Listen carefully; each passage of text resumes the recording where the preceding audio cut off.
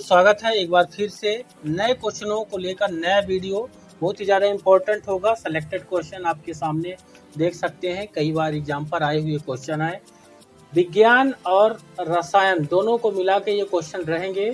और यहाँ पर ये रसायन विज्ञान के अंतर्गत अगर आप तैयारी कर रहे हैं, चाहे उच्च माध्यमिक शिक्षक का हो या माध्यमिक शिक्षक का हो स्पेशली, और साथ ही जो अन्य परीक्षाएं होती हैं जिसमें रसायन और विज्ञान के दोनों क्वेश्चन पूछे जाते हैं, तो यहाँ पर आपको वीडियो पूरा देख लेना चाहिए।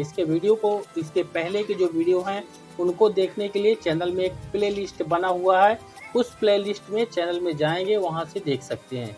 तो शुरुआत करते हैं। पहला क्वेश्चन यहाँ पर देख सकते हैं, किसी द्रव का निश्चित आयतन निकालने के लिए किस उपकरण का प्रयोग किया जाता है। आप अगर इसके पहले एग्जाम दिए हैं तो इस तरह के क्वेश्चन आपको मिले होंगे 4 विकल्पों के साथ। तो यहाँ पर हमारे पास 4 विकल्प नहीं रहेगा, क्वेश्चन और उसका आंसर रहेगा। तो किसी द्रव का निश्चित आयतन निकालना है तो उसके लिए किस उपकरण का प्रयोग किया जाता है। ये क्वेश्चन अभी हाल ही के शिक्षक भर्ती पहले वाला जो एग्जाम हुआ था पात्रता परीक्षा का, उसमें आया हुआ था। तो इसका राइट आंसर हो जाएगा पीपेट का किया जाता है। जब टाइटेशन जिसको कहते हैं, जब करते हैं प्रयोग आयतन के लिए, तो पीपेट का इस्तेमाल करते हैं। फिर दूसरा क्वेश्चन देखिए, जंग लगने पर लोहे का भार क्या होता है, मतलब बढ़ता है कि घटता है, बदलता है, इस तरह से। तो जब लोहे पर जंग लगता है, सबने देखा होगा, तो यहाँ पर उसका भार क्या होता है, बढ़ जाता है। लोहे पर जंग लगने पर उसका भार बढ़ जाता है। अगला क्वेश्चन है कि जब एथिलीन की प्रतिक्रिया सल्फर मोनोक्लोराइड के साथ कराई जाती है तो कौन सी गैस प्राप्त होती है। ध्यान रखिएगा, एथिलीन का और सल्फर मोनोक्लोराइड का रिएक्शन आपस में कराएंगे तो एक गैस निकलेगी, उस गैस का नाम बताना है। तो उस गैस का नाम हो जाएगा मास्टर्ड गैस होती है। तो यहाँ पर ये मास्टर्ड जो गैस होती है, मास्टर्ड ऑयल इसको अपक्रिया बोलते हैं। तो मास्टर्ड गैस जो होती है, तो ये ध्यान रखिएगा, एथिलीन और सल्फर मोनोक्लोराइड के रिएक्शन से बनता हुआ गैस है। अगला इम्पोर्टेंट क्वेश्चन आपके सामने है कि जो फल होते हैं, कच्चे फल होते हैं, उनको फल पकाने में कौन सी गैस प्रयुक्त होती है फल पकाने में। तो इसको आप जानते होंगे, बहुत ज़्यादा पूछा जाता है। ये राइट आंसर है, एथिलीन गैस जो होती है वो उसका उपयोग करते हैं कच्चे फलों को पकाने के लिए, एथिलीन गैस का उपयोग किया जाता है। अगला क्वेश्चन है कि कुनैन किस पौधे की छाल से प्राप्त होता है। कुनैन का उपयोग करते हैं औषधि के रूप में, लेकिन ये पौधे की छाल से, तो कौन से पौधे के, तो ये पौधे का नाम है सिनकोना की छाल होती है। ठीक, सिनकोना की छाल से कुनैन प्राप्त होता है। फिर यहाँ पर देखिए, झूठा सोना, क्वेश्चन जानकर आपको हैरानी होगी थोड़ा सा लेकिन क्वेश्चन आज के समय में इसी तरह के आ रहे हैं। झूठा सोना किसे कहते हैं। एक काला सोना अभी जो एग्जाम हुए थे उसमें आया हुआ था, काला सोना किसे कहते हैं रसायन विज्ञान के पेपर पर। तो काला सोना तो यहाँ पर बोलेंगे कोयले को, ठीक। और ये झूठा सोना जो होता है इसलिए किसको बोलते हैं, तो झूठा सोना जो होता है वो आयरन सल्फाइड को बोलते हैं, ठीक। अगला इम्पोर्टेंट क्वेश्चन है कि ठोस कार्बन डाइऑक्साइड को क्या कहते हैं। ठोस कार्बन डाइऑक्साइड जो गैस होती है उसको क्या कहते हैं, बहुत ज़्यादा पूछा जाता है और ये बहुत ज़्यादा सरल भी है। ठोस कार्बन डाइऑक्साइड को क्या कहते हैं, इसको सूक्ष्म बर्फ भी कहते हैं। जैसे कार्बन डाइऑक्साइड का सूत्र हो गया और इसी को ठोस रूप में तो सूक्ष्म बर्फ इसको कहते हैं, अंग्रेजी में ड्राई आइस भी इसको बोलते हैं। फिर अगला इम्पोर्टेंट क्वेश्चन वही है झूठा सोना, जो कि यहाँ पर आपको दिखाए आयरन सल्फाइड है, ध्यान रखिएगा, ठीक। फिर अगला इम्पोर्टेंट क्वेश्चन है यहाँ पर, प्रकाश तीव्रता मापने की इकाई कौन सी है। तो प्रकाश तीव्रता मापने की इकाई वही है, कैंडेला है, तो सीडी बोलते हैं, कैंडेला से नापते हैं प्रकाश की तीव्रता। डीडीटी की खोज के बारे में है, किसने किया था डीडीटी। तो डीडीटी का पूरा नाम भी कभी कभी पूछ लेता है, डाइक्लोरो डाइफेनिल ट्राइक्लोरोएथेन इसका पूरा नाम होता है, डाइक्लोरो डाइफेनिल ट्राइक्लोरोएथेन होता है। और इसका खोज किस वैज्ञानिक रसायनज्ञ ने किया है, तो पाल मूलर ने किया है डीडीटी के बारे में। ये फेमस है और ये ज़्यादातर पूछा जाता है, इसका पूरा नाम भी पूछा जाता है और इसका खोज किसने किया है ये भी यहाँ पर पूछा जा रहा है, तो पाल मूलर ने किया है, ठीक। फिर अगला इम्पोर्टेंट क्वेश्चन देखिए, क्वेश्चन है कि मिट्टी के बर्तन में रखा पानी जल्दी ठंडा होता है, क्यों होता है, क्या कारण है? तो गर्मियों का समय में ठंडे मटके का पानी करते हैं, मिट्टी का बर्तन होता है मटका, उसमें होता है, तो उसका कारण एकमात्र सिंपल वही उत्तर है जो आप समझ रहे हैं। बर्तन के बारीक सुराखों में यानी छिद्रों में पानी बाहर निकलकर वाष्प बनता रहता है, जिससे वह ठंडा होता रहता है। यही कारण है कि बर्तन के बारीक सुराखों में छिद्रों पानी जो है बाहर, इसको बाष्पीकरण भी एक शब्द में कहें तो इसका राइट आंसर अगर विकल्प में रहता है तो होगा।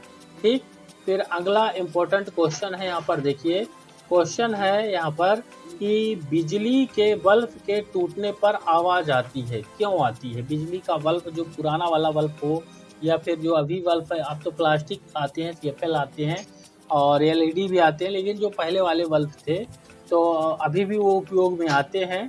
100 वाट का होता है, उससे ज़्यादा के भी होते हैं। उन बिजली के बल्ब के टूटने पर आवाज़ आती है, तो इसका कारण होता है दोस्तों कि बल्ब के रिक्त स्थान में हवा तेजी से जाती है, क्योंकि वहाँ पर हवा जो है दूसरी होती है, हवा बाहर की जब जाती है, तेजी से जाती है, तो वहाँ पर आवाज़ आती है। ठीक, अगला इम्पोर्टेंट क्वेश्चन यहाँ पर है आपके सामने। क्वेश्चन है यहाँ पर देख सकते हैं क्वेश्चन कि ग्रहों की गति के नियमों का निर्धारण किनके द्वारा किया गया था? ग्रह की गति के जो नियम है वो किसने दिया? तो जॉन केपलर नाम के रसायनज्ञ हैं, वैज्ञानिक हैं, इन्होंने दिया है ग्रह संबंधी जितने भी नियम हैं, जॉन केपलर। फिर एक क्वेश्चन जो हमेशा से ज़्यादातर हर एग्जाम पर लगभग पूछा जाता है, दूरदृष्टि में प्रयोग होने वाले लेंस। तो दो दोष होते हैं, एक दूरदृष्टि एक निकट दृष्टि। तो इसमें लिखा हुआ दूरदृष्टि दोष, तो दूर वाले में दूर की वस्तु दिखाई देगी और निकट वाला जो होता है उसमें निकट का वस्तु दिखाई देगा। ठीक, ये चीज़ आप जान लें। अब दूर में जब दूर का वस्तु दिखाई देगा तो निकट का नहीं देगा, तो इसके लिए कौन सा लेंस होगा दूर वाले में? तो उत्तल लेंस का प्रयोग दूर वाले दृष्टि में करते हैं, दूर दृष्टि दोष में, या और निकट वाले में अवतल का प्रयोग करते हैं, अवतल। फिर ये क्वेश्चन और सारे बनते हैं कि जो कैमरा है उसमें कौन सा लेंस उपयोग करते हैं, तो उसमें यही उत्तल वाला का उपयोग किया जाता है। ठीक है ना, तो इस चीज़ का ध्यान रखिएगा कि उत्तल का करेंगे। फिर इंसुलिन, इंसुलिन जो है इसके बारे में क्वेश्चन है यहाँ पर, इंसुलिन किस रोग की प्रमुख दवा होता है?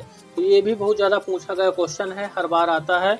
इंसुलिन जो होता है वह डायबिटीज, जिसको शुगर की बीमारी कहते हैं, या मधुमेह, उसके लिए होता है। वहाँ पर इंसुलिन स्रावित कम हो जाता है। ठीक, तो यहाँ पर देते हैं। तो जब डायबिटीज या शुगर का पेशेंट हो, इंसुलिन की कमी के कारण होता है। ठीक, तो डायबिटीज या शुगर, ठीक, या मधुमेह हिंदी में बोलेंगे। फिर अगला इम्पोर्टेंट क्वेश्चन यहाँ पर देखिएगा, क्वेश्चन है यहाँ पर देखिए कि सबसे लंबी कोशिका कौन सी होती है? सबसे लंबी कोशिका की यहाँ पर बात की गई है। तो जो तंत्रिका कोशिका होती है वो शरीर के अंदर सबसे लंबी कोशिका होती है, तंत्रिका कोशिका, इस चीज़ का ध्यान रखिएगा। फिर अगला क्वेश्चन है एलपीजी गैस से। एलपीजी गैस जो होती है लिक्विड पेट्रोलियम गैस, इसका नाम भी पूछा जाता है। लिक्विड पेट्रोलियम गैस है और इस गैस में गंध के लिए क्या मिलाते हैं, यानी पता चल जाए कि गैस लीक हो रहा है कि नहीं हो रहा है। तो ये तो सभी के यहाँ यूज होता है, तो जब कभी निकलता होगा गैस कहीं से लीक होता होगा तो पता चल जाता है। तो यहाँ पर ये मिथाइल मरकैप्टेन मिलाते हैं यहाँ पर, जिससे पता चल जाता है। ठीक, ध्यान रखिए। फिर न्यूट्रॉन की खोज किसने किया है? यहाँ पर इस चीज़ को ध्यान रखिए, न्यूट्रॉन की जो खोज किसने किया है? तो इसके लिए एक फार्मूला आपको बताए थे, देखिए फिर से बता देते हैं। यहाँ पर लिखना है आपको PEN, ये पेन है, नीचे लिखना है RTC। ठीक, इसको लिखना है। P से हो जाता है प्रोटॉन और नीचे इसको जोड़ी मिलाएंगे, र से हो जाएगा रदरफोर्ड। ठीक, यानी प्रोटॉन का खोज रदरफोर्ड ने किया है। फिर ऊपर इलेक्ट्रॉन है, इलेक्ट्रॉन और इसका जोड़ी मिलाएंगे, नीचे T है, यानी जे थॉमसन जो है, जो थॉमसन लिखेंगे तो T आएगा।